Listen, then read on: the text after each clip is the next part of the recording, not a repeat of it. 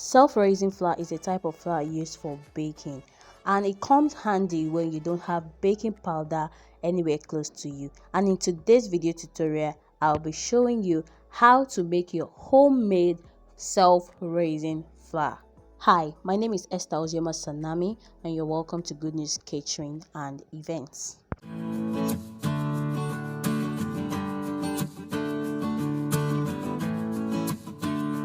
You need just 3 ingredients for this: your flour, your baking powder, and your salt. In a wide bowl, place your sieve on it and put 1 cup of flour that is leveled. Make sure it is leveled, okay?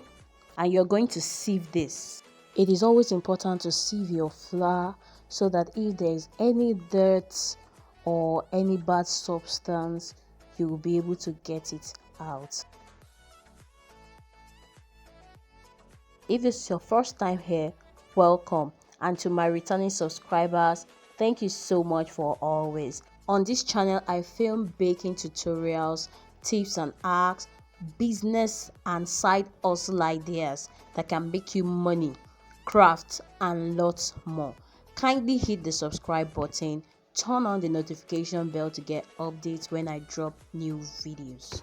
I love you, but there's someone else who loves you more than I do, and his name is Jesus Christ, and I am asking you to welcome him into your life, and it will make all things beautiful for you.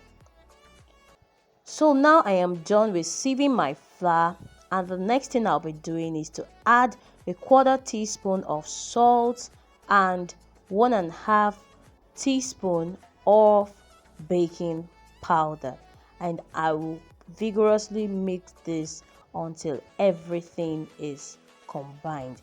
If you have any question, please kindly ask me in the comment section. Like this video, share this video so that it can get to more people who need this, and don't forget to subscribe if you are yet to.